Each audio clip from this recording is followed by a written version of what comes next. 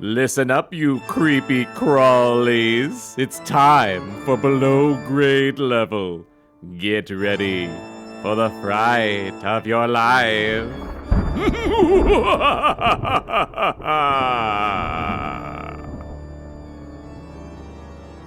Hello and welcome to Below Grade Level, the show where we take the books that we read as kids and read them as adults and ruin them. I'm one of your hosts, Jonathan Eaton. With me as always is Bekah Eaton. Hello. And Chris Zaleski.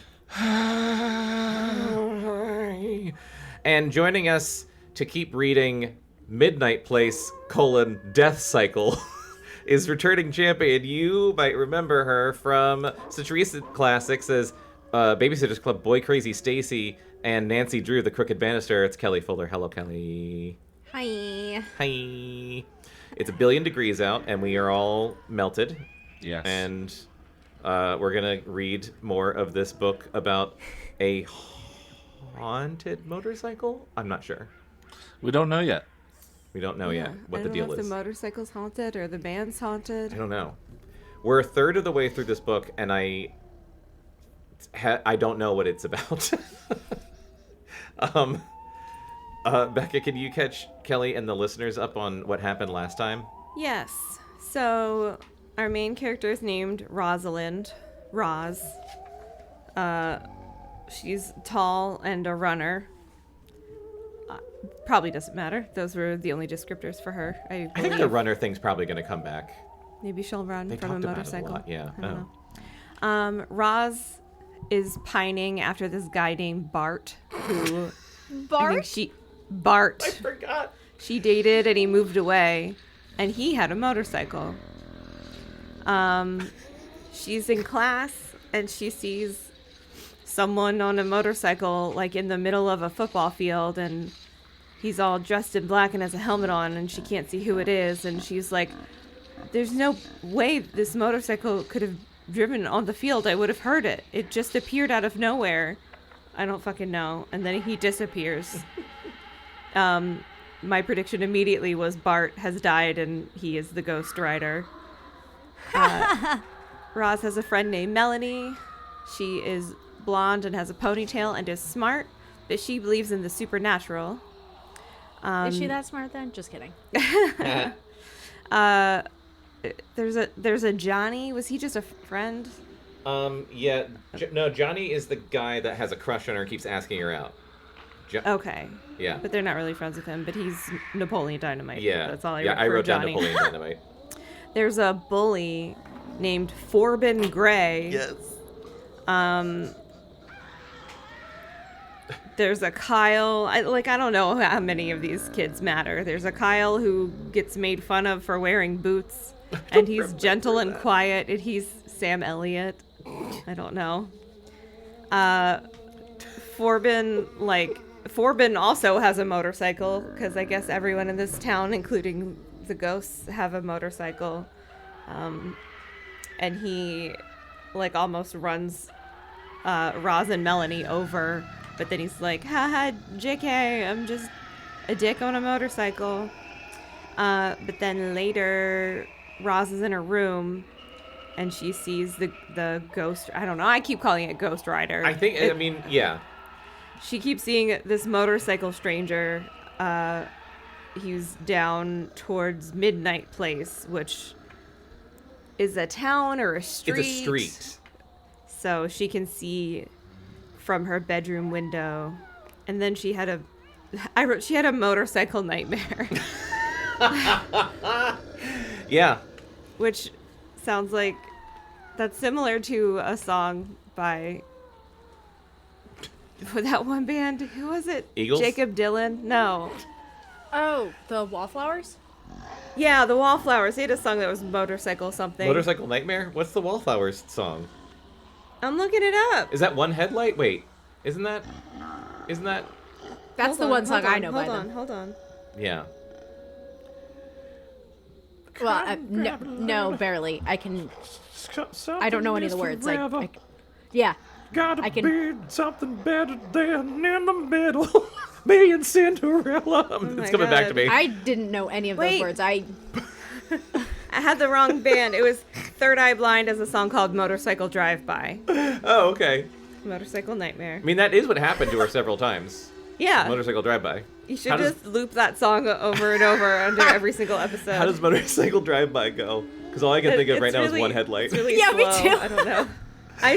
I really did love Third Eye Blind, and I like actually listened to their album. and Yeah. stuff. This is how it goes. Okay. It's pretty slow. It is. This is why I thought it was the Wallflowers. Yeah, that's fair.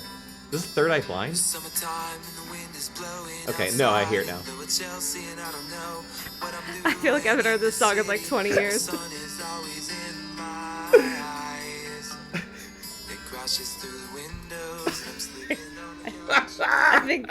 I think we get the gist. When they sing Motorcycle Drive-By, do they say, Drive-By? No. Isn't that how they sound? No, that's Blink-182. Oh, I don't know.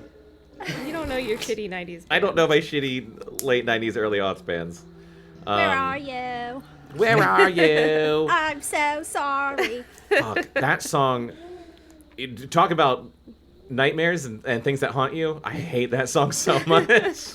We could live like Jack and Sally. I'm sorry if you're listening to this and you really like that song, but it's awful. It's an awful. There are awful, better it's an Blink-182 awful songs. That song. one was bad. Yeah. Also, Was wasn't that from their that was- side project? Yeah, Boxcar Children. No, it was Blink-182, but it's like one of their more recent songs. But didn't they have a thing that was called Boxcar or was. something? They did. Boxcar Well, that was Racer. Tom. Boxcar. Tom Boxcar DeLonge Racer. had Boxcar Racer. It wasn't all of them. It was just Yeah. Tom. Remember that guy on Great British Bake Off that made a cake that was Tom DeLonge's head? We're all over the place. We should start reading this book. No, I I want want to talk find more out what about Tom DeLonge's head, though. Or his hunt for aliens. What? Yeah, the reason he left quit- Blink-182 He was left to Blink-182 focus... to hunt for aliens, and then the guy from was it AFI replaced him for like a hot minute, and then he the came dude back from because Alkaline Trio replaced he him missed for a money. bit. Oh, Matt God. Skiba. Oh yeah. Okay. He left the band to go hunt for aliens? And then he started Angels and Airwaves, which he claimed was going to be the next Led Zeppelin, and they were very much not. Okay, yeah. Anyone who says they're the next Led Zeppelin, I wouldn't believe. Even if it was the ghosts of Led Zeppelin. Are they still alive? Yes, they're alive. All of them? Most of them, Wow, okay. I if don't not know. all of them. I don't was know. just very upset because I did some not digging. Yeah. I just looked up when that Third Eye Blind album came out. Yeah. Not 20 years ago. 25? Almost 30 years ago. Oof! I'm going to 29 see, years ago. Now I'm going to kill myself. Ouch! Yeah. That stings. I'm going to see the Jimmy Eat World do Bleed American. You know how old that is? It's 25 years old. Fucking kill me. I don't know why the other day every once in a while I'll go down like a little rabbit hole and I'll like listen to an album I haven't listened to in a really long time. And for some reason I was like, I haven't listened to the Dresden Dolls in a really long time. So I listened to a Dresden Dolls album.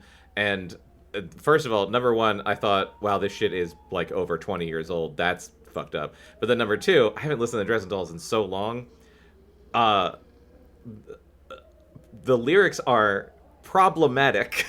Oh yeah, the whole concept is problematic. The like conjoined twins shit, or is that the other band? I don't know. Amanda Palmer's just riddled. Well, She's I just was gonna say lousy Amanda with, Palmer is not a cool person. lousy and with scandals. I was listening to the songs and I was like, man, I loved Dresden Dolls back in the day. And then I'm listening to the lyrics and I'm like, I think I'm fairly certain at this point. I think Amanda Palmer hates women.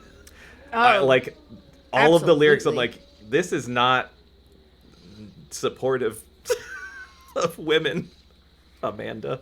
Anyway, you guys want to read Death Cycle? I would have sworn I was like 15 when that Third Eye Blind album came out, but I was 11 years old. Oh my god. 11. How? That's insane. That album came out in 97. I didn't know they were that old. I thought they came Yeah. out in like 2000. That's crazy. Yeah, it's crazy. All right, What a yeah, what a let's read this wacky fucking book. what a wacky time. I know the answer to this question is, but Kelly, have you ever read Death Cycle, which is part of the Midnight Place saga? By Simon The- Lake. Midnight Place. Yeah. I have not, but I feel like that might have been a huge mistake. It seems to be like Goosebumps adjacent. The Midnight Place yeah. is where me and my sleep paralysis demon hang out. I did love me I'm some gonna need an ice Goosebumps cube. as a kid, but I think I've mentioned on past podcasts, I kind of, at some point, once I graduated to, like, basic chapter books, I was like, I can read adult fiction now, and I was, like, 9, and I Yeah. just was like, I can just skip this stuff, so I miss a lot of, like, teen books, I think, because I was trying to be smart, but You were trying to show off. I guess, I I know. don't need the Babysitters Club. I have and I understand Ayn Rand. Fahrenheit 451. Yeah. R.L. Stein, how about George Orwell, you plebes? I did try to read that shit though, like when I was like like late elementary, early middle school. I was like, I can read books now. I'll just read whatever's on my dad's shelf, and then just traumatize myself several times. Yeah. I hate Zoom sometimes. There we go. All right. Let's begin. Let's begin. We're doing great. We're doing super good. not hot. Chapter tired. 5. I know. I do feel like my brain has melted. Chapter 5. Oh, and Kelly, we're gonna read. We're each gonna read 2 pages because these pages are very short. Oh yeah. Okay. Dawn was less than an hour. What was the end of chapter 4? Was it a cliffhanger or? It was. Oh no, she just woke up from her crazy dream. Nightmare. Yeah. Motorcycle. Oh right, nightmare. the motorcycle like came into her house and like chased her up Yeah. the stairs. Yeah. It was really stupid. Chapter 5. Dawn was less than an hour away when Roz fell asleep at last, fearful of more bad dreams. But the dreams didn't come, and when the clock radio woke her with music better suited to her parents' generation. What's that? So, what am I trying to say? Simon and Garfunkel? Yeah, Simon and Yeah. Garfunkel. I was saying Paul Simon. Paul Simon, Sting. What did my mom listen to? Rocky Horror Picture Yeah. Show? Soundtrack? No one else's mom listened to that. I know, the radio wouldn't be You playing had that. a good mom. You had a cool mom. She groaned and felt as if a block of concrete had been strapped to the top of her skull. A pillow lumped over her head didn't help, nor did a prayer to make the world stay away for just a little while longer. Preach. Relatable. Yikes. I know. Finally, with another louder groan, "Ugh," she slapped the off button with a fumbling hand and sat up, rubbing her eyes and wishing it were Saturday so she didn't have to get up. I Preach. feel seen. Yeah. She could just lie here, listening to the neighborhood get its weekend act together. Get your weekend act together, Get your neighborhood. weekend act together. It's just the whole Leave the weekend neighborhood. alone. It's just Yeah. the whole neighborhood waking up like. "Ah." Yeah. Collectively hungover. Well, yeah, no, you know what it is? If you're in the suburbs, the noise of waking up on Saturday is 100 lawnmowers starting. Yeah, that's what I was thinking. Just the Or a distant million droning. cicadas. Yeah. Listening to the neighborhood get its weekend act together. Listen to, she remembered last night. Quickly, she tossed the covers aside, swung her legs over the side of the bed, and after telling herself it was she was acting silly, she leaned over and peered through the window. The sun was out. The street was normal. There were some cars, a few kids, and not a single sign of the motorcycle. It was as if the nightmare and the night hadn't happened at all. It was almost as if you dreamed a thing. Getting dressed was a chore. Fielding her mother's anxious questions about how tired she looked was miraculously easy, because her mom didn't care. Making it to school and through all her classes without falling on her face was worthy. She decided, at the end of the day, of a solid gold medal. When the last bell... I thought it was going to be like a little treat. me like, too. Go get yourself a donut or yeah, I'm something. gonna get a little candy bar. Yeah. When the last bell rang, she could have screamed for joy. Just rang. Ah!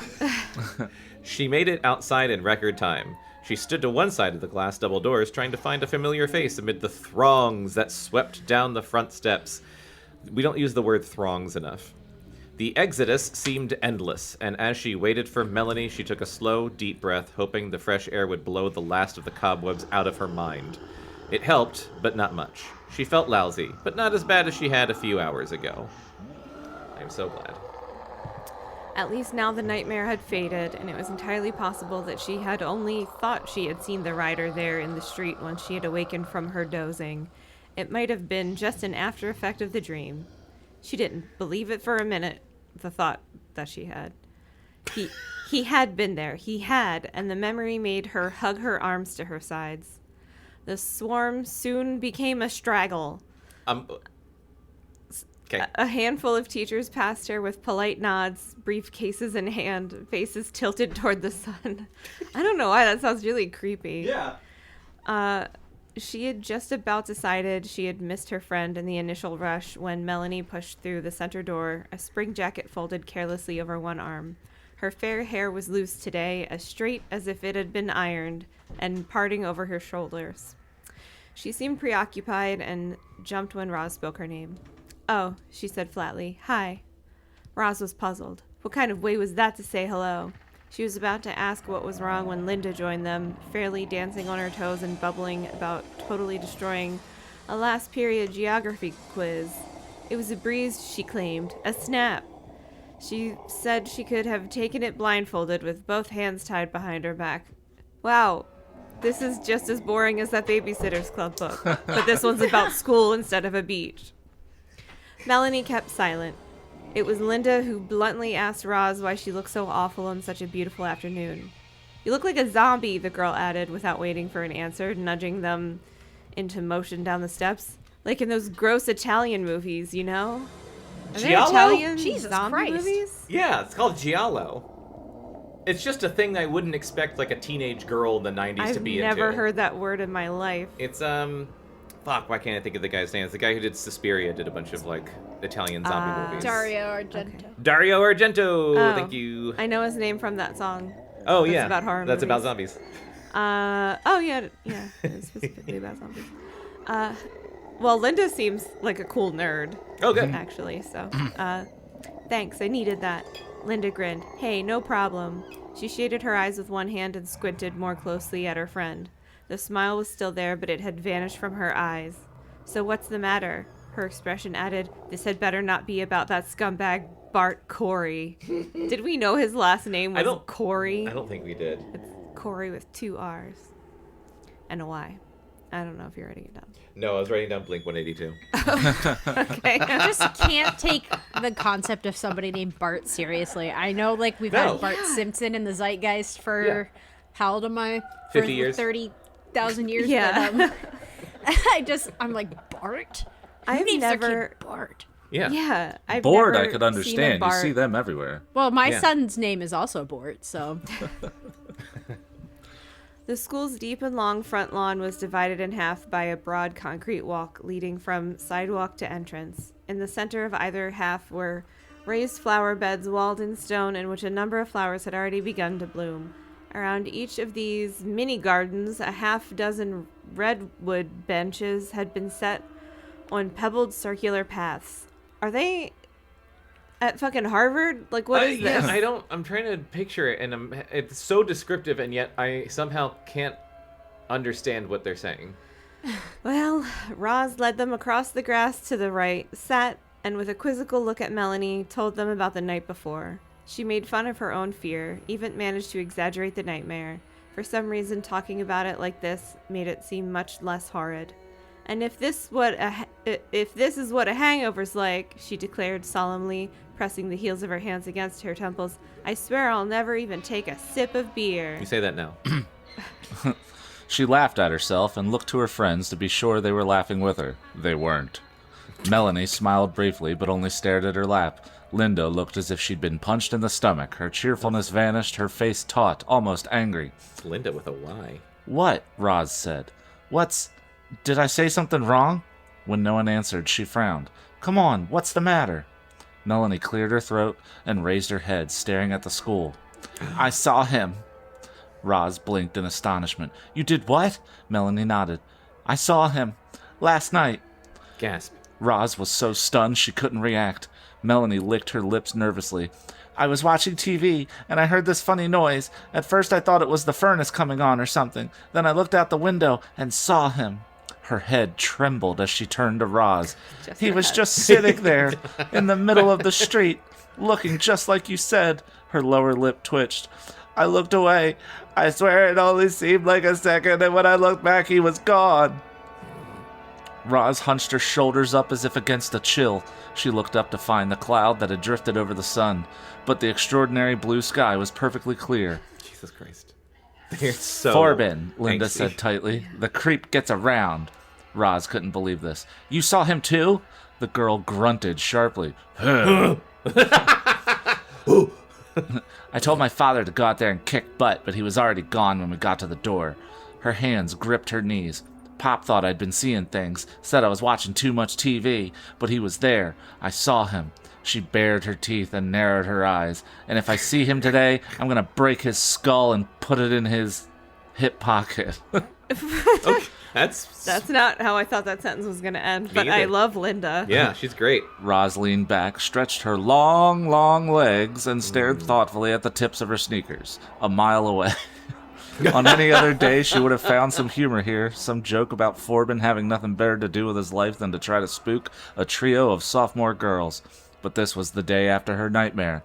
This was the day after he had appeared on her street as well, long after midnight, not even knowing if she was awake or in bed. What did we do? Melanie asked in a small voice. She looked at Linda, looked at Roz. What did we do to deserve this? Jesus Christ. Are these girls on cocaine? Half of the descriptions here about them twitching around, Yeah. biting their lips, licking their lips, stretching their legs, shifting, trembling. Are they on coke? Sniffing, constantly sniffing. The shadow passed. Roz slapped her thighs loudly. Again, look at this. Girls, do you have a problem? They're tweaking. Roz slapped her thighs loudly, making the others jump. This is dumb, she announced loudly. We didn't do anything, okay? And if he's trying to scare us, he's doing a pretty good job. I mean, look at us. We're all cracked out. All he has to do is show up on our street, and we're acting like he's Freddy Krueger or something.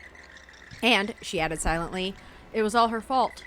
She had made such a big deal about seeing the mysterious rider behind the school, and on her own street that same night, that her nervousness had infected the others, which was really dumb, when she knew despite her own misgivings who it really was. Maybe you're right, Linda admitted reluctantly. Of course I'm right. She poked Melanie with an elbow. Unless, of course, it's that poor murdered student. Her voice deepened. What? Riding around town all night, looking for someone to take his place on the bike. Like the headless horseman, you know? Did At we know last. about a murdered student? Nope. I don't First, remember one. we are hearing about this. Oh, I assumed I had missed something. Nope, Kelly, this is new information. Okay, this is good writing. At last, Melanie smiled genuinely and poked her back. Yeah, right. So what I think is, Roz continued, that we go over to the barn. Are we just If you got- skipping over the murdered student? Is that real? We sure are. What the Fuck that guy. He's dead. Yeah, fuck yeah. Yeah, he doesn't even get a name. Yeah, just the murdered student. could that could have- be anyone. You know what? He's missing out. He could have a name like Forbin. Yeah, or Fuck Bart. is a Forbin or Bart. Yeah. I would really love to know the etymology of the name Forbin. Where don't did know, that but come from? What I was picturing last time when we were reading it, I can't remember the character's name. We talked about Doug a lot. It was Roger Klotz. yeah, Roger Klotz. From Doug. Did you ever watch Doug, Kelly? Oh, yes. Like, have the pointy, hair? Yeah. Yeah, okay. That's who I was picturing for Forbin. I don't know why I was getting Patrick Bateman vibes from the name Forbin, but that's where I was Corbin going. Gray but- sounds like a rich guy. Like a or rich like guy, a yeah. rich kid. Yeah, it does. Which I guess he still could be. He's Yeah, but he had big, I don't know, remember. pointy face dick energy. Pointy face dick energy. Doug, funny. That's Yeah. what he sounded like. It's exactly. I think that's the voice that we did for him. Yeah. Wait, really? No, yeah. I wrote down Forbin nasal. That's so funny. All right. So what I think is, Roz continued, that we go over to the barn, if you guys don't have to get home right away, and find out where Forbin is hanging out. Then we hunt him down and kill him, Linda interrupted. Awesome. I'm on Linda's side. Me too. Yeah. I'm Team I Linda. don't even know this Forbin fella. I just hate his name.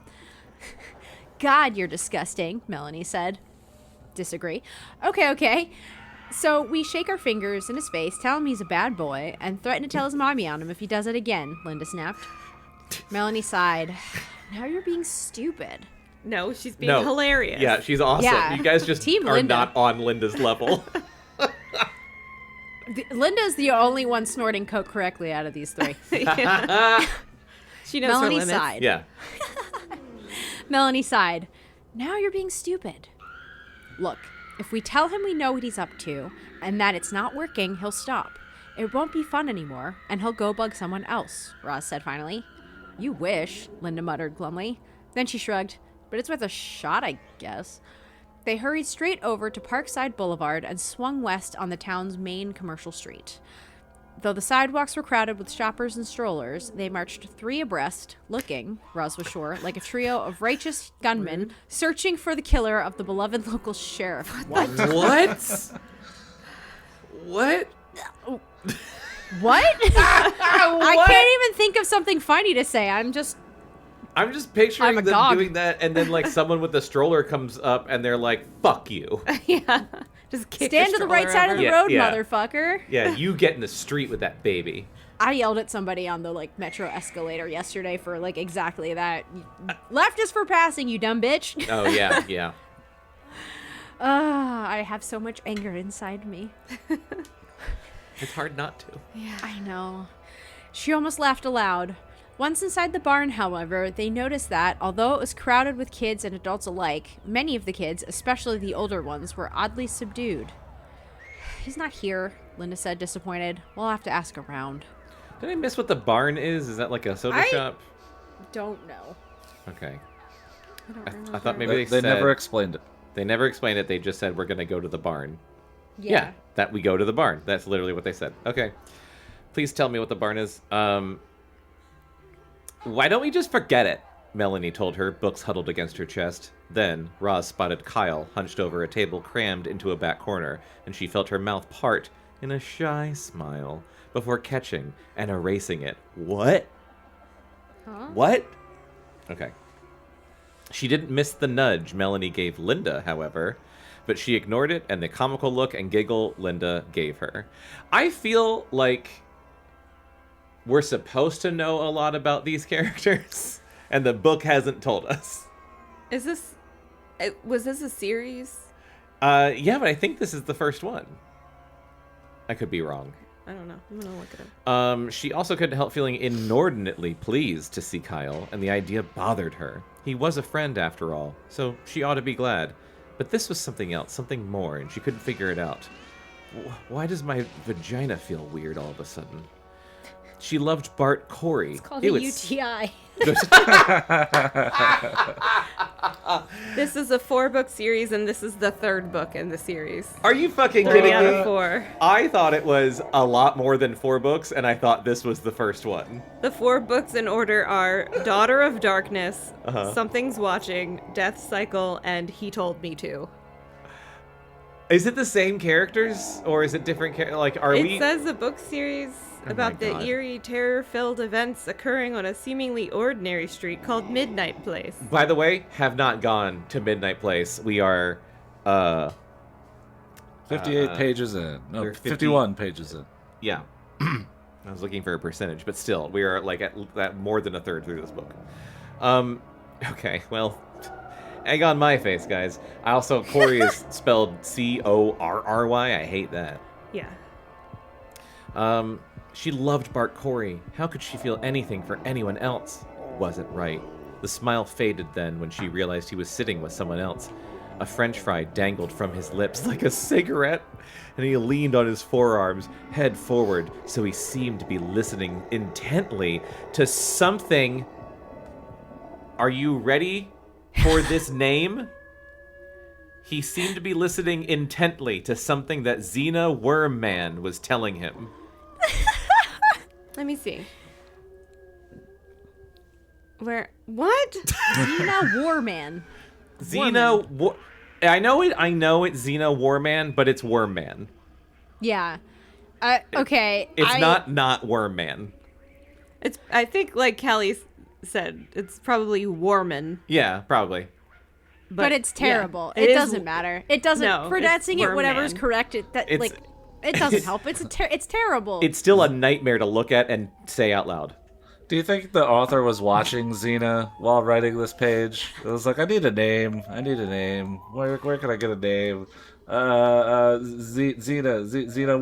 Warrior. No, Xena Warman Princess. Oh my god. He was watching Xena, but he was only listening to it, so he didn't know it was spelled with an X.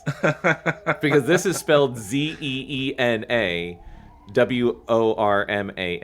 Xena Warman. Oh my god. And just to let you know, Yes.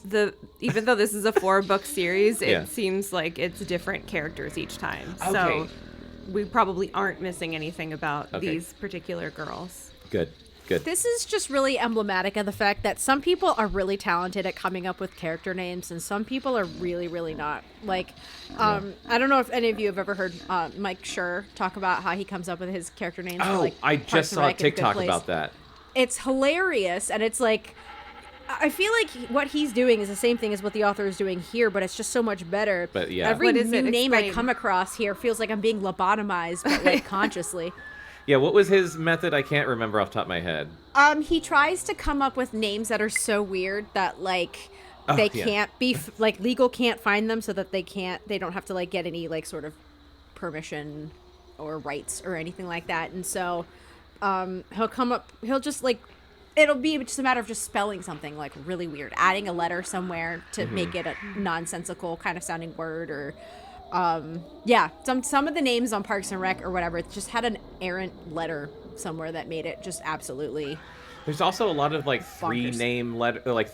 three name names. Three name names. Yeah. Because that's harder to like find an exact match for. And then Yeah. like adding like a weird consonant somewhere. There was But- one that like broke me that he talked about on Amy Poehler's podcast. Yeah. That like it was just all he did was add a letter to a regular name, but it made the name like unpronounceable. I know, like, yeah, Mona Lisa Saperstein was one Yeah. of the ones that they talked about. But yeah, it was just like Purred. purred happily. Happily. Yeah. Shauna Malway tweet. Like, it really was. I never thought about it, but like the concept of all of these characters need to have names that, you know, if you Googled it, this is the only thing that would come up, and nothing else would. And I was like, that is so fucking brilliant, and also hilarious.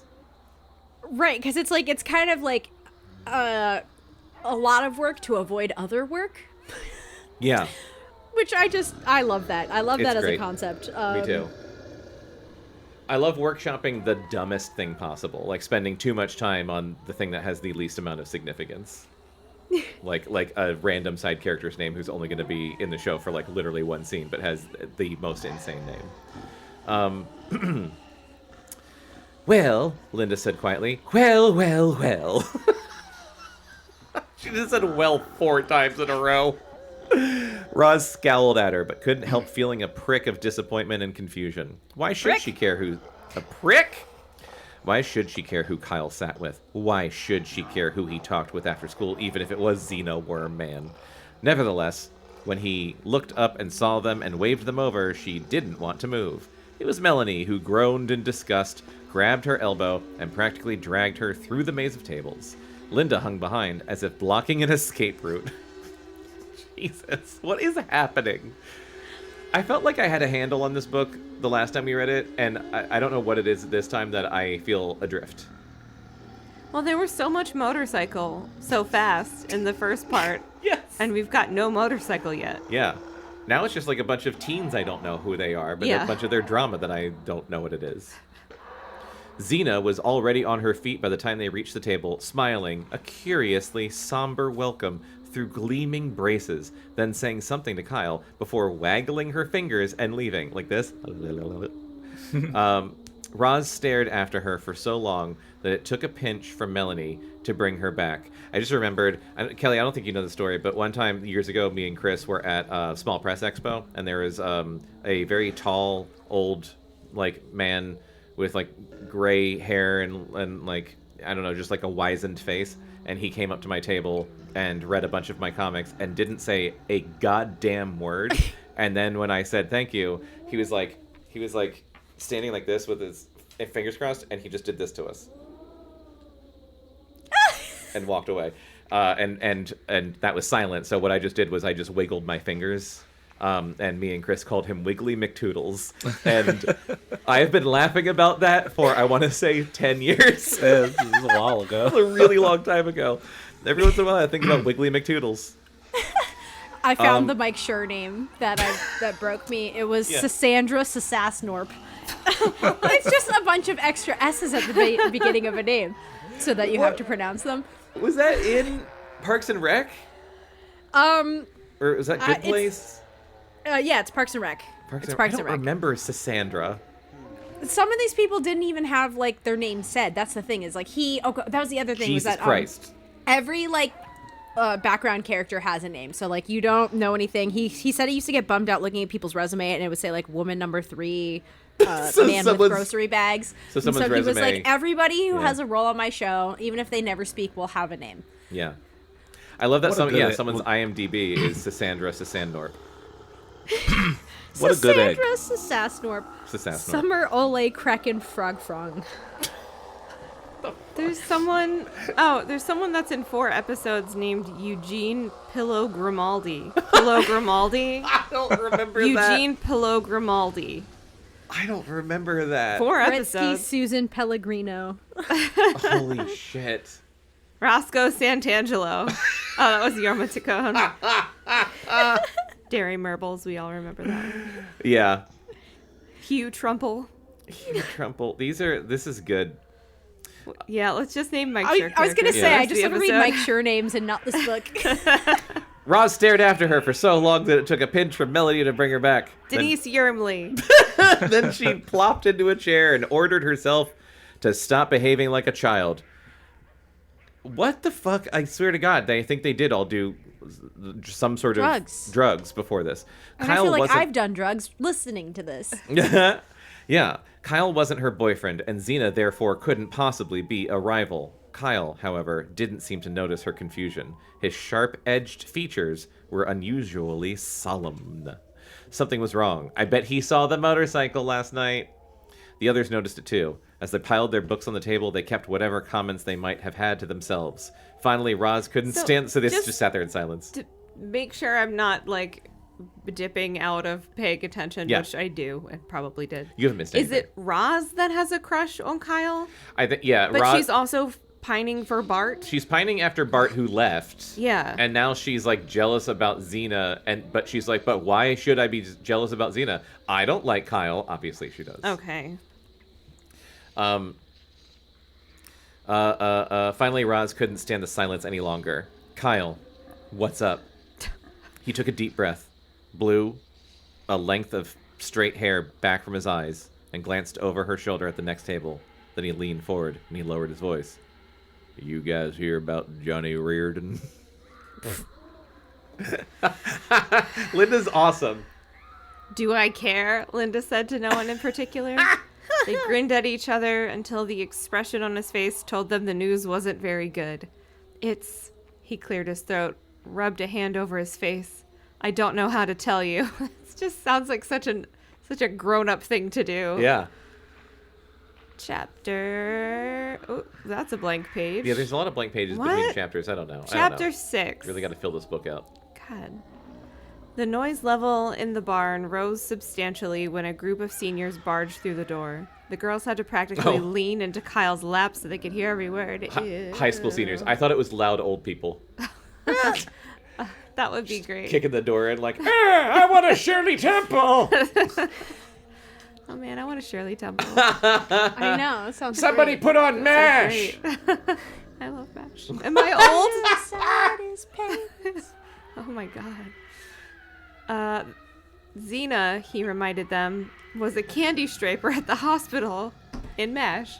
Are we sure She not? d- A candy striper. What? This is 93. They're sophomores. No, you're not. I guess if you...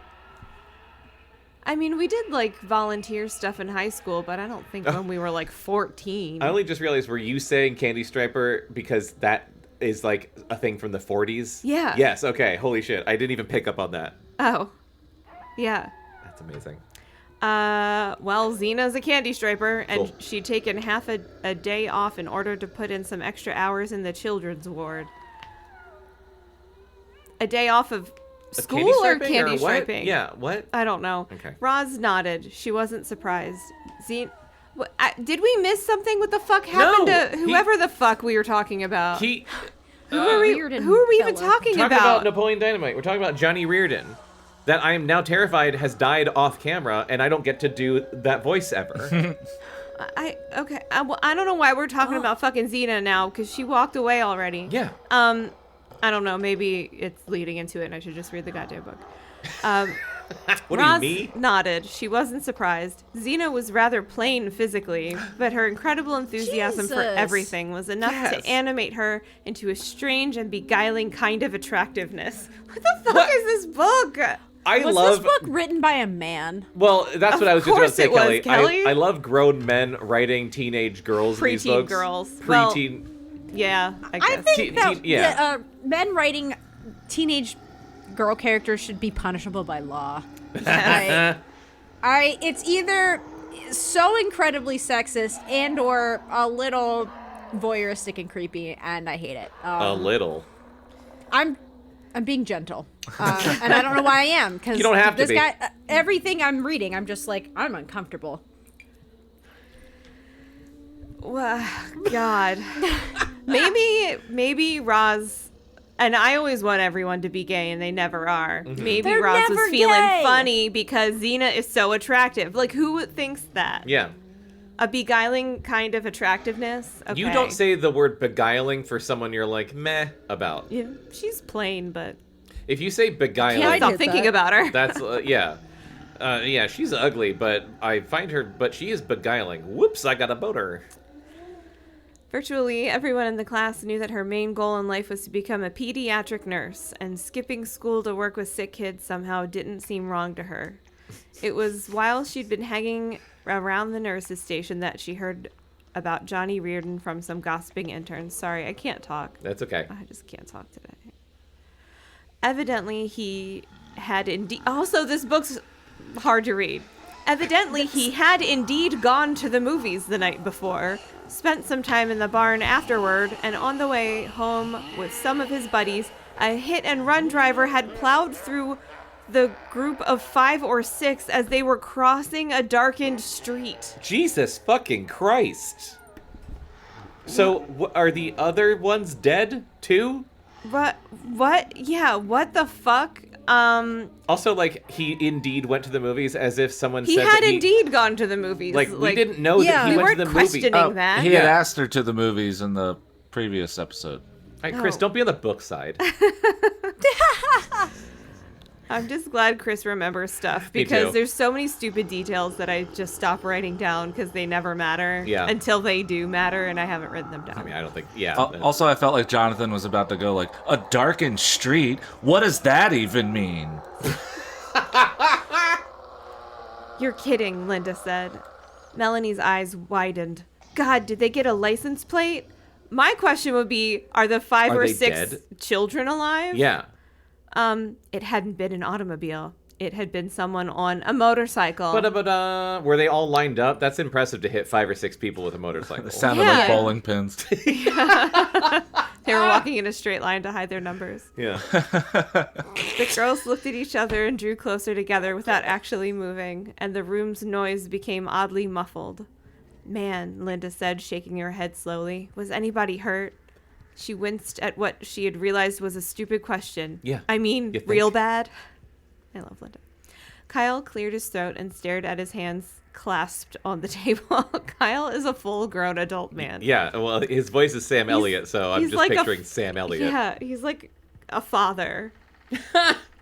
Xena said one guy got a broken leg, another guy was all scraped up. The rest were okay, I guess. She didn't know about them.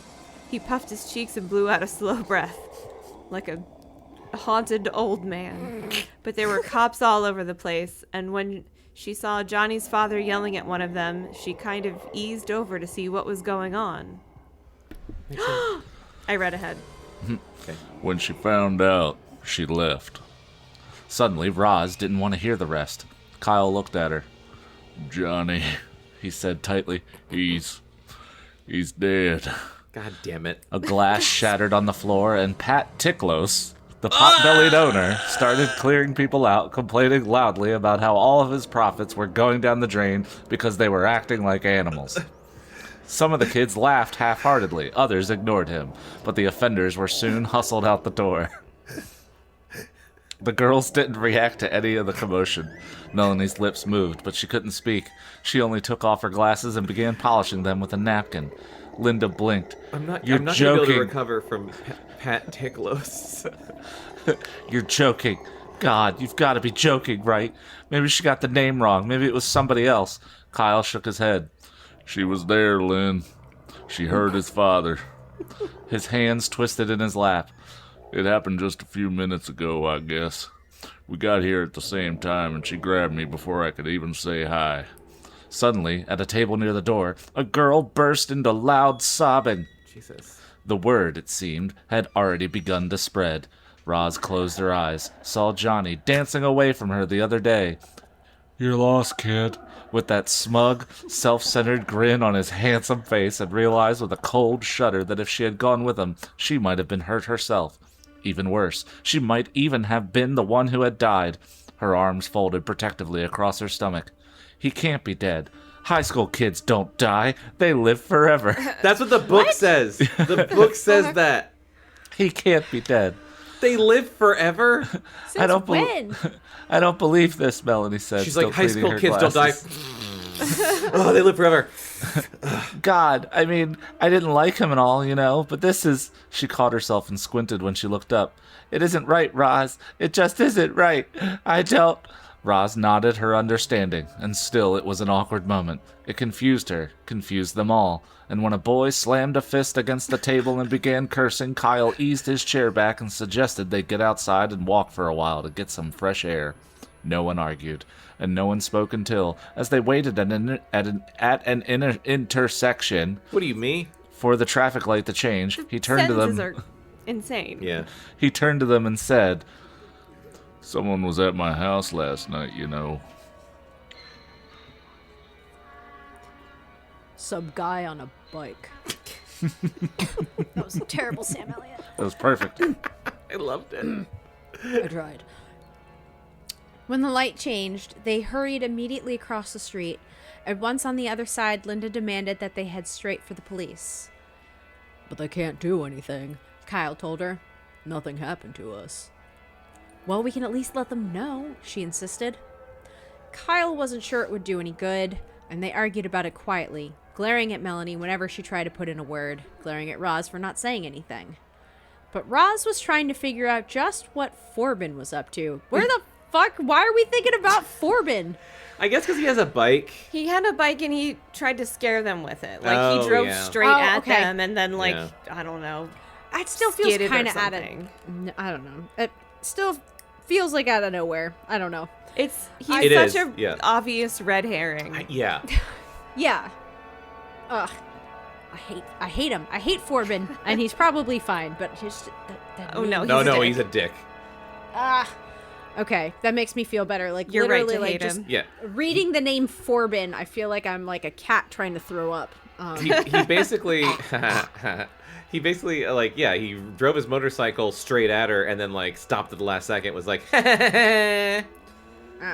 got you! That's his energy. Didn't Fuck they Forbin. throw rocks at him or something? Did they?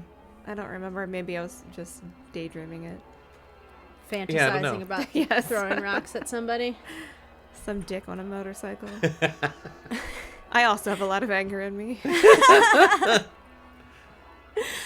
His behavior didn't make any sense, not even if he was pulling some stunt to try to upset them. It was clear there was no love lost between him and Kyle, but surely he had to know that spooking around the Monroe house wasn't going to do anything but get Kyle mad. Get Kyle mad? That's bad writing. Make Kyle mad? No. Anyway, and while the girls might not be able to retaliate, Kyle certainly could. Why You're can't the three girls girls. retaliate? Yeah, Right? wait, what? What? Okay. Well, because Kyle's probably wearing like a 6-iron on his hip. Yeah, it's true. But they were swaggering through town like a bunch Like of cowboys. gunslingers. Yeah. Yeah. Yeah. They were kicking Avenging babies out of sheriffs strollers. and shit. Yeah. And plotting murders. You know what? Let them underestimate girls. That's Right. That's how. That's where we stab you. I've seen the end of Death Proof. I know how it goes. It just didn't make any sense. In the end, Linda grudgingly agreed to give up the idea. After all, she said, the whole thing seemed kind of dumb anyway, considering the news they'd just gotten. Ahead, across the boulevard's 4 broad lanes, they could see the southern end of Ashford Park, its low stone wall already overhung with tree and shrub branches. Roz didn't realize they had walked so far already. They were just about in the center of town, and she glanced at her watch. It was almost 4:30, and she grunted in surprise. Hey, she said, holding up her wrist. I've got to get home or I'm going to get fried. What? Fried? Is that like punished or? Yeah, when she comes is it home hot late, out? her parents throw her on a giant pan. Little avocado oil, salt, Yeah. peppy. Mm-hmm. Salt and peppy. That's not slang I've ever heard. That's a me-ism. That's a. I like it. Oh, You're no, I welcome. meant It's fried. a colloquialism. Colloquial. I love that. A passing car slowed to pace them as they headed for the nearest crosswalk, its pale green surface scratched and pitted with rust. Beetle Malley. What the fuck? I hate whoever wrote this. Is this person still alive? I'm gonna find out where he lives and I'm gonna hit him. I think it's was it Simon Lake? Simon Lake. Simon Lake. Simon Lake? We're going to Okay. find you, Simon Lake. Simon Simon Lake, Lake's- I'm coming for you. You Simon don't Lake think was like- girls can avenge, but Simon Lake was so pissed that his name was relatively normal that he was like, I will not write a single normal name in my book. it's Mike Schur is somewhere on the West Coast just trembling. Yeah.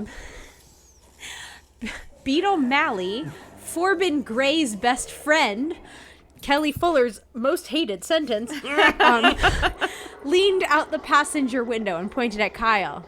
Hey, Chief, he snarled. Kyle ignored him. Damn it, Chief, I'm talking to you. What? Chief? I don't know. Oh, God, I'm so mad. I Kyle hate when stopped. damn it is spelled with an N in it. Damn it. It's too. like damn it. Yeah, it's D-A-M-M. Damn it. Not in this universe. Not in the universe of Beetle Malleys and Yeah, if Xena you're gonna- Warmans. If you're going to keep the N, it's 2 words. If Yeah. you're going to make it 1, Yes. you do 2 Yeah. M's. Yeah. Exactly. That's the rules. That's the Simon rules of Lake, damn it. I'm calling the police on you. Also, a Blink-182 song. That's the Yeah. damn rule. Kyle stopped, looked apologetically at the girls, and stared at the pock-faced junior. What? He said flatly. The car backfired as it braked. Malley, small dark eyes made smaller by his angry squint, shook his finger. Where are your feathers, man? What the fuck? I don't know. I'm gonna cry. Oh, wait, is this a hate crime? Oh. Wait, Oh, why? Because he's calling him Chief Feathers. Chief. Is he Native American? Kyle? I don't know. I don't remember. Look, we've made too many people assimilate. I can't get mad at someone for naming their son Kyle just to fit in. That's not where my beef is. I have You beef just everywhere think- else all over this A book. book full of crazy names like Beetle. Yeah. If there was a Native American and he Oh. was like, well, that guy's name's Kyle. I mean, it's not like I want to hear what he would have done with it otherwise. Yeah, we don't want to go Yeah. back to Nancy Drew. I don't even know what to write down. What the fuck is happening? I don't There's know. someone No, named Beetle. I have no Okay, idea. write down Where are Beetle, your feathers, man? Don't write anything until we find out where this scene is going. I don't know why Where Are Your Feathers, man just made me think of, like, Bill Paxton. Game over, man. Where are your fe- That's where are probably your- because I'd rather be paying attention to him. Yeah. Where are your feathers, man? Kyle glanced skyward. Beetle laughed. I mean it, Chief. Does your mom know you forgot your feathers today? Feathers, Linda mouthed to Roz and the rest of us, who shrugged her ignorance. But Kyle only shook his head in disgust and walked away, taking Roz's arm to make sure she stayed with him. Hubba, hubba. Hey, Chief! I'm not through talking to you! What the fuck is going on? Roz whispered while Melanie and Linda crowded closer. Tell you later, he answered. Oh. Mally said a hate crime, and he cackled and thumped the car door with his hand. Man, you got no taste, you know that? What? A look from Roz stopped Linda. I can't fucking read this. Him leaning out the car and yelling at this kid reminds me of a time when I was, I think it was in college. I was leaving work from Starbucks, so I was just wearing black on black, and I was walking to my car, and some kids in a car drove past me and just yelled out the window, like, "Fuck you, drama kid!" And I was like, what? Because I'm wearing black? It was such a... Were you wearing your beret? I probably was wearing my beret, to be fair. But it was funny because I was like, I'm not in drama. I'm a barista. Totally. But just like, I thought that was a great, like, try at an insult. Yeah. Yeah. I thought that was going to end differently with a different slur. Oh, yeah. Those happened too, but the drama kid was funnier. Okay, a look from Roz stopped Linda from charging him and tearing his head off. Why? Do it. Melanie only clutched her books closer to her chest. The car followed them for nearly a block. Mally swearing at them all and threatening Kyle a dozen times before he ducked back inside and ordered the driver to move on. The car backfired again and sped away ahead of a choking cloud of black exhaust.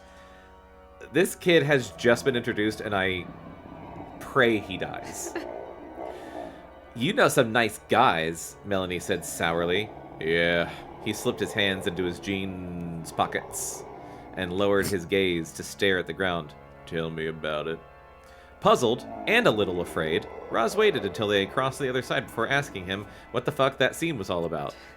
When he shrugged, she waited for him to explain.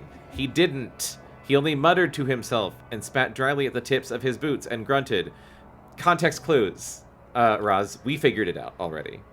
Then Linda snapped her fingers. I get it. Chief. It's because he thinks you're an American Indian, right? So close.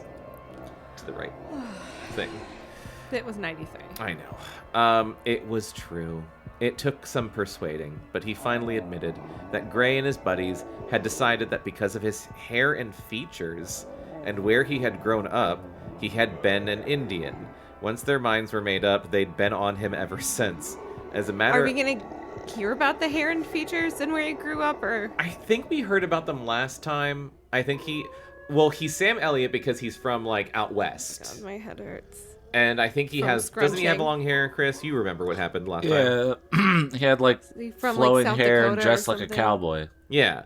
Yeah, I think we made him Sam Elliott because he just sounded like he looked like Sam Oh, Elliott. yeah, and he was wearing boots, Yeah. and they were making fun of his boots. Yeah. Gray and his buddies had decided that because blah blah blah, once their minds were made up, they've been on him ever since. As a matter of unpleasant fact, Johnny Reardon had been in on it too, Kyle added, even though he wasn't part of Gray's gang. So that's what you two were fighting about, Roz blurted, then slapped herself mentally for speaking without thinking when she saw the way his eyes darkened for a second. I mean, it's okay, he said, lips twitching in amusement. Really? You're right. What a jerk, Linda Did muttered. I black out the first time we read this? When were they fighting? The first time we read this, 90% of what we read was about a motorcycle. Yeah. And now, it's a bunch of other shit. Okay. Um, Continue. What? Continue. When Melanie looked at her, shocked, she frowned. Well, look, I'm sorry he got killed, okay? It's a terrible thing. A real waste of a body. But it doesn't hide the fact that he was still a jerk. She kicked viciously at a pebble. Calling Kyle Chief is the same as... Well, you should have heard what he called me once when I wouldn't go out with him. Jesus Christ. This also reminds me of the time that I went to school in high school, and I was late. And so when I got there, everyone was already like, everyone had gone through homeroom. I was late enough that it should have been like first period, but no one was around, and it was very quiet. And I said, "Huh, who died?" and a child had died the night before. Oh my god. But okay, Chris. So You but asshole. hey, hang on though, because it was the same thing as this book where this kid had his parents were out of town. He threw a gigantic party, got absolutely shit-faced. Someone called because they didn't know where his house was, so he got in his car and went to meet them and hit a tree and died. And he was fully, like, shit-faced. So I'm not saying... I didn't know this person at all. I came into this situation totally cold. I think he was a grade below me. And it was this weird phenomenon of everyone was super duper sad about it for about a week. And then everyone was just like, I'm not glad he's dead. It sucks a person died. He was a dick also. Like, he was an asshole. Can we stop pretending like he wasn't a gigantic asshole? Yeah. Because everyone was like, putting had him one up on of a those. pedestal and like, oh, I can't, I'm so sad he's dead. And everyone, a lot of like, I don't know, I'm sure there was real grief and then like some grief acting. And then there were people just like, he was really mean to me. Like, he was Yeah. a giant, massive dick, and his parents were assholes and they were rich and like, I don't know, like, it was just... Assholes can die too. Assholes can die I too. had a similar situation at my high school. He OD'd though. He had gotten addicted to painkillers from like a football injury or whatever. And yeah, it's same thing where it was like people were like super sad. There was like some sort of charity run set up in his name, and I was just like, he was a dick, right? Why Yeah. is everyone being so sad? He was so mean. I mean, yeah, I'm not glad he's dead, but Well, like yeah. I don't necessarily feel bad about it either. Yeah, you can say someone was an asshole and also they didn't deserve to die. Yeah, like addiction sucks. I'm sorry that happened to him, but also like fuck that guy. I don't know. No, it's a tricky subject. It is, and I'm me, and I don't know how to just pretend to be a regular human being in society, so I said those things out loud like right after he died. Selfishly, I'm glad I didn't know this guy at all because I didn't have to have an opinion of him. I just got to like hear everyone else's thoughts on the matter. Alfie was being cute, so I took a picture. Oh my god, Alfie's being so cute right now. He's like dangling out of that thing. Can you see? My mic thing's The hiding mic- it. the mic is I'll hiding show it. you a picture. He's like dangling out of his little cubby hole. Yeah. Aw. Anyway, no one asked. They could guess that. Who were we talking about? Oh, they're What that beetle fella called. called Linda, a name that we could all guess. Oh, right. They could also guess what would happen to their weekend freedom if they didn't get home when they were supposed to.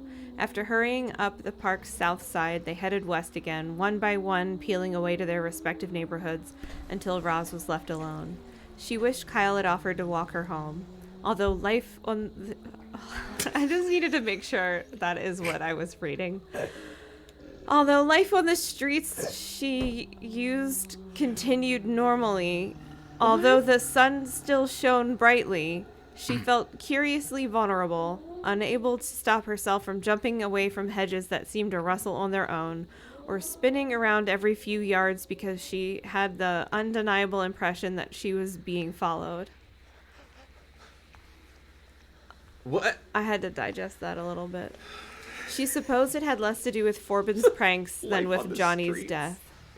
Life on the streets she used continued normally. So just Oh, life familiar on the street street- she yeah. used. But like, walking down familiar God. streets. She must, she decided, be more affected than she realized. That night at dinner, she told her parents about it, and finally about Forbin Gray. Her mother shook her head at the terrible news, and virtually in the same breath wondered if maybe Forbin wasn't trying to show off a little. More than a little, Mom, Roz told her. If you ask me, boys are just a big pain in the butt, her father declared from the head of the table. well put, Pops. He grinned, cheeks puffing like a chipmunk stuffed with nuts. To mimic a butt? What the fuck are we talking about, Dad? I swear to God, this book wasn't this weird last time. It's gonna get weirder. Seems to me this guy likes you, Sugar. He's showing off. Macho crap, you know what I mean. Roz, and all of us, was so astounded she couldn't speak. I am speechless. He nodded. That's right. Guys, when they're teenagers, they act like jerks. I'm sure this is the first time it's ever occurred to Roz. Yeah. You gotta fucking tell her that. Yeah. It's their nature. This Forbin guy sounds like he's been practicing full time. No, Roz said after a few seconds. No, Dad, you're really wrong on this one. He shrugged, wiped his mouth, and pushed away from the table. Take my word, sugar. He's a boy. He's got hormones. He wants to impress you. The grin remained, but all its humor was gone. And if he tries it again, I'll personally show him how that bite can fit down his throat. Dad! He left the room, the last word said, and she turned to her mother, who only shrugged and proceeded to clear off the table. Jesus Christ. Roz helped, and as she did, she found herself wondering if her father had been right.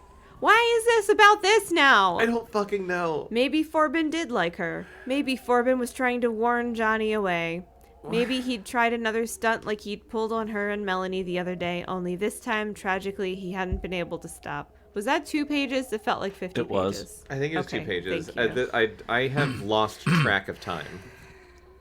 But he had been in school so long, kids joked that he had decided to make Ashford North High his permanent residence. She was only a sophomore, just barely 15. What would a guy his age want with a girl like her? What Don't the answer that fuck do question. you think? Roz, what world are you living in? Oh my god. The telephone rang World before without the Epstein files.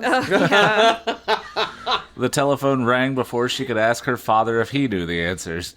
It was Melanie asking if she could borrow one of Roz's notebooks. She had been so distracted in school because of the bike at her house, she'd forgotten to get her own from her locker. I'll meet you halfway, okay? No problem, Roz told her. She found what she needed, grabbed her jacket, and swore to her father that she'd be back in an hour. She hadn't gone 3 blocks in the cool moonlit evening when she heard a low, guttural rumbling in the distance. She didn't have to think twice to know what it was. Chapter 7. She walked faster, just shy of a trot, the deceptive softness of the rumbling preventing her from pinpointing its exact location. She was doing it like the people that pretend to be ponies. Yes. The prancers. Yes. The only thing she knew was that it was out there, somewhere, hiding in the shadows. The street was empty, and each block she came to was empty as well. House lights burned, street lamps ducked behind slow-moving leaves and winked at her in flashes, making her see things that weren't there. Something large crouching beside the porch of an old house. Something long and slender drifting across the steep lawn of a ranch house on a corner. A ranch Tiny house. I'm going to read this page, too. Yeah. Tiny black ghosts darting in and out of hedges and through open gates. The That was rumbling one moved. sentence. Yeah. By the way, just for people listening, that long ass thing was one sentence. The rumbling moved, and she paused, cocked her head, and strained. There, she thought, breaking into a slow trot. It was up there, just ahead of her. Is that faster than she was trotting or slower than she was prancing. trotting? I think it's faster than she was. She was just beginning to trot before, and now it's a slow trot. Yeah, not yet a quick trot, Okay. and not quite a jog. All right. But she could still see nothing in the street. At the corner, she realized she was more than halfway to Melanie's house and hadn't yet met her. She swallowed a small, foul lump before it lodged in her throat, and when she swung anxiously into Markin Street, she couldn't help checking the lawns, the grass strips along the curbing, and the blacktop itself for signs of her friend. Come on, Melanie, she thought desperately. Where are you? A glance over her shoulder showed her nothing. But when she turned back, she saw someone heading toward her, face dark and eyes glinting whitely. She stopped. The figure came on, walking quickly, popping in and out of the light on the next block up. She realized then that it was Melanie. The rumbling grew louder. She opened her mouth to call, signaled with one arm instead, and had taken the first step of a run when suddenly the engine roared, splitting the dark night with black lightning. What? You know, Black Lightning. Oh, yeah. That totally normal thing. I Black feel like lightning. that took some time I can't waste off my life. You're a little grayer now, Melanie! Chris. Melanie! Melanie saw her, waved, and started toward her. And froze. Roz instantly broke into a full sprint. the notebook slipping from her hand as something huge and black exploded from the driveway of an unlighted house across the street. She shrieked a warning, but Melanie had already whirled to face the bike, her hands up to her face, her feet shifting as she tried to decide which way to run. The bike reared onto its back wheel, the driver's visor catching the glow of a street lamp, flaring so brightly it might have been fire. Melanie! Melanie suddenly bolted back the way she'd come, and the bike dropped heavily to the tarmac and sped after her, keeping to the center of the street as the gears whined their changes and the tires screamed. What? Oh no. Roz ran. These sentences are really like not easy to read. Hard? Yeah. They're just like the way that the word choice is clunky. The sentences are run-on-y. It's overwritten. Yeah. Over or underwritten. Simultaneously. At the same time. It don't make no sense, but somehow it's both. I forgot where I read. Roz ran harder, She not was wanting at a to waste full gallop now. not wanting to waste a breath by calling out, only praying that Melanie wouldn't do anything stupid. She thinks so lowly about her friends and everyone around her, but her friend seemed too terrified to do anything but race straight ahead, making no attempt to double back or run for one of the houses she passed. The bike followed, slower now, keeping just behind her, as if it were a predator taunting its prey. Was that 2 pages, or did I only take 1,000 years to read one? I think that was one. I think that was one. Okay. Sorry. I'm so sorry that you have to read more of this. Making me read. The engine's roar dropped to a patient sputtering grumble. Oh God, Roz thought when she realized Melanie would soon reach the next intersection. Heedless of whether the driver could hear her, she yelled, "Go around, Mel, go around!" and nearly sobbed when she realized her friend couldn't hear her. Around what? Yeah, that's a very good block? question. Like, She was even now with the rolling bike, yet she couldn't bring herself to chance a look. Despite the distance between them, she could feel the sullen heat of the engine, the darkness of the rider, smell the oil and the gas, and shook her head frantically when she imagined that the black helmet had turned slowly toward her. Melanie hit the corner at a dead run, her arms pumping wildly, her torso twisting awkwardly, as Roz's warning registered and she tried to swerve east and still keep to the sidewalk. She couldn't do it. The turn became a wide sweep that took her off the curb, despite her attempts to avoid it, and the bike sped up as if ignited like a rocket. Melanie stopped and swayed, looking around wildly as though she had lost all sense of direction. Roz tried to find a greater speed, but her legs wouldn't, or couldn't, obey. she was going as fast as she could, and it wasn't enough to catch up. She'd never make it in time. Melanie finally stumbled back toward the curb. The bike veered toward her in a deliberate wide arc. Roz shrieked her frustration, feeling tears burn in her eyes. Melanie had just reached the curb when the bike flashed past her again. No! Roz saw Melanie's back arch as she tried to avoid being struck, saw her arms fly stiffly upward, and cursed at her own slowness when Melanie seemed to jump once, turn once, and fall prone to the ground. She hit? What? Maybe she just like pirouetted out of the way. Silence fell like a mist over the street. Roz reached her fallen friend in what seemed like hours but could have only been a few seconds. After a quick check to be sure the danger had passed, she dropped to her knees and reached out timidly to touch the girl's unmoving back. Melanie jumped! "It's me!" Roz whispered, staring at her legs, her arms, looking for signs of blood or broken bones. "It's okay. It's just me." "Is he gone?" The words were muffled, childlike. Roz nodded automatically.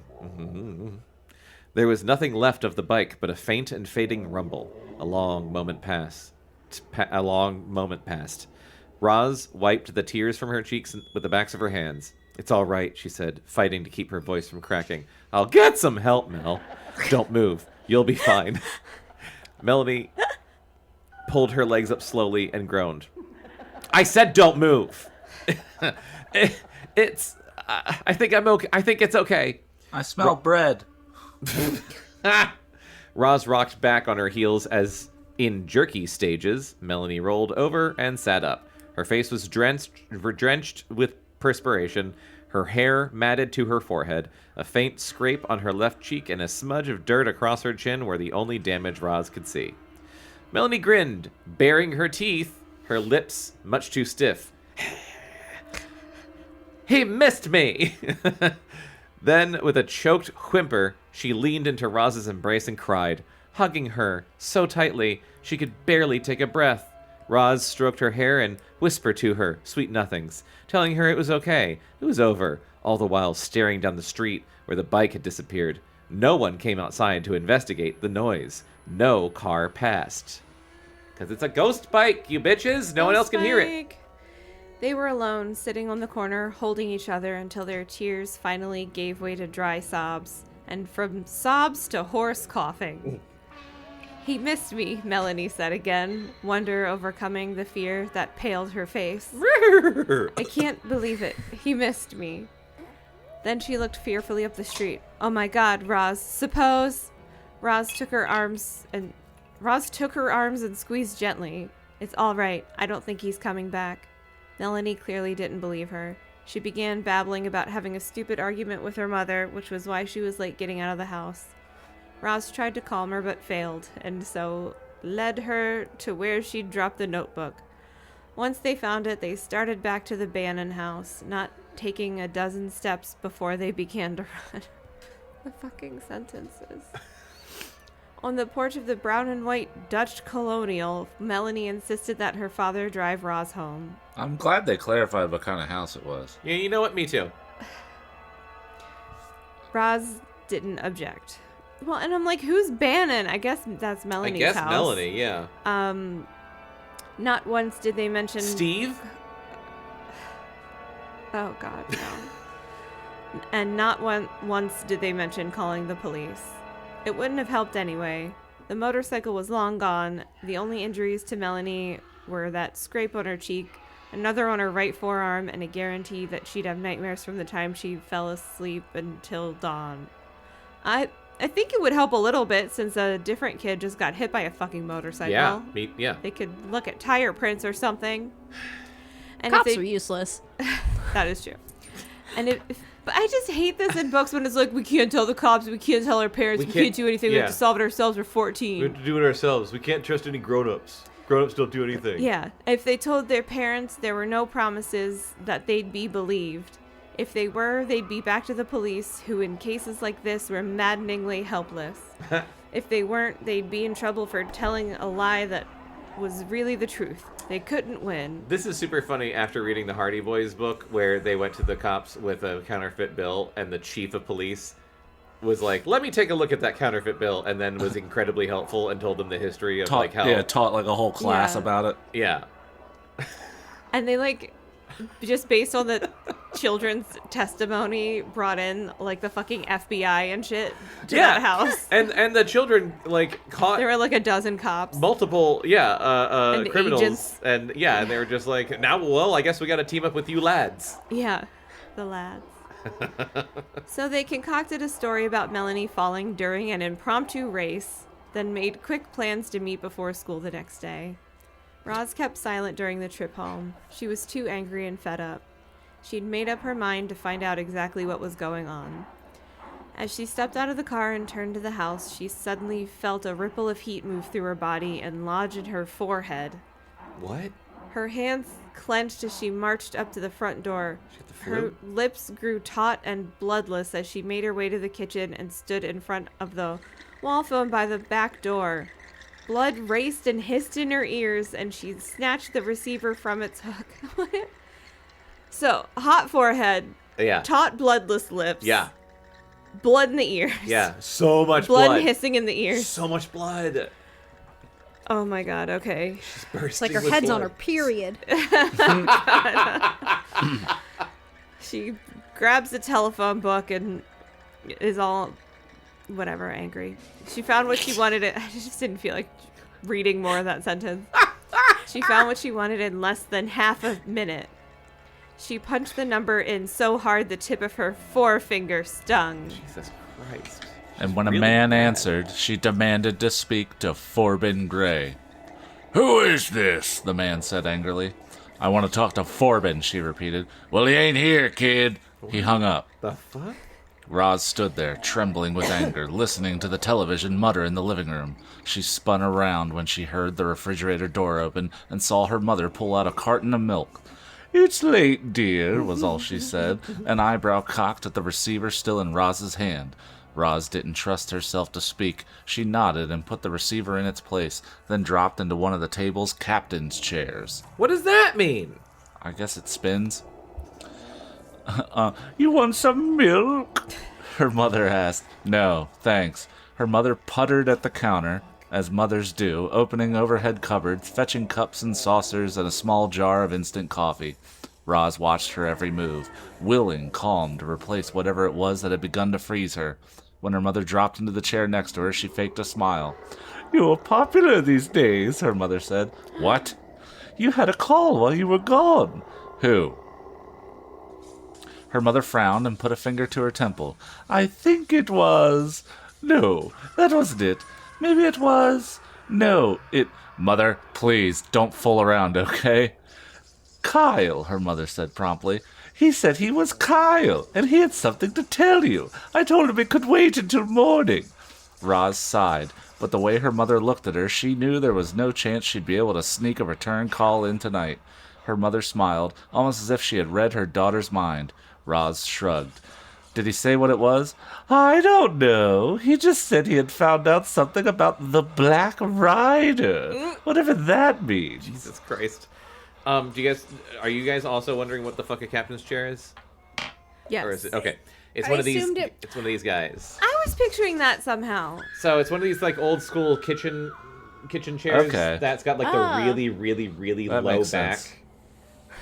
I've sat I in a was few of those. picturing like a Star Trek chair. Yeah, I think that's what Chris was kind of riffing on with it being able to swivel. But Yeah. I was thinking that like you had the armrests, so you could be like engage. yeah. But this is like very old school. You know, a lot of wooden dowels. That's a very 90s chair. It's a very 90s chair. Yeah. How we feeling? You want to stop? Yep. Okay. Ba, ba, ba, ba, ba. Well, we got through less this time, but it was, I think, because this book got really, really hard to read. Yeah. You know, when you're watching like an M. Night Shyamalan movie and you're listening to the dialogue and you're like, has this man ever spoken to another human being before in his life? Yeah. That's what reading this felt like. Yeah. I was like, he doesn't know what teenage girls do. He doesn't know what adults do. Yeah. I don't think he knows what motorcycles I don't do. think he knows what humans do. Yeah, I don't. This, I he might be an alien. Simon Lake might be an alien. Simon who- Lake, it's on site. On the one hand, I'm glad this batch of chapters got more into some motorcycle shit actually happening. Because the last... I mean, like, truly, we read a third of this book last time with Bob, and all that happened was she saw a motorcycle, someone else had a motorcycle, she thought about an ex-boyfriend who had a motorcycle, she had a nightmare about a motorcycle. Like, And nothing... she saw a motorcycle again. And she saw a motorcycle again. Nothing happening except basically like seeing motorcycles. And then this time, on the one hand, I'm happy that like a child died and a motorcycle is chasing them and action's happening. On the other hand, this was so bafflingly incomprehensible throughout most of it. It feels like a different person wrote these chapters than the last ones. Maybe that's true. Maybe it's true. Yeah. Oh, Kelly, thoughts on Death Cycle? No thoughts. Head empty. Yeah, Simon Lake stole thoughts. stole your thoughts. that Black Rider just went right through your brain and took all all the thoughts. When you said, "Are you ready to read Death Cycle?" I was like, "Hell yeah, I'm ready to read something Yeah. called Death Cycle." Yeah. That sounds fantastic. I could see Jason Statham in the starring role, and then everything from you saying the title, it's just gone downhill for me. It was the most un-Statham. Yeah. Just so you so also, disappointed. yeah, this is what It the was cover. Stathless. This is what the cover of the book looks like, by the way, Kelly. See, that's sick as fuck. I know. That's why this was chosen. That's so. I feel like you got tricked somehow, and that like you're entitled to like emotional distress. Like, yeah, emotional This was a fan compensation. pick. It was a fan pick. Yeah. Wait, what? Someone left a comment on, I think, YouTube a while back. We've gotten a couple of book recommendations, and so this was actually a fan recommendation. We have never heard of this series. We've never read Midnight Place. So yeah, this was a fan pick.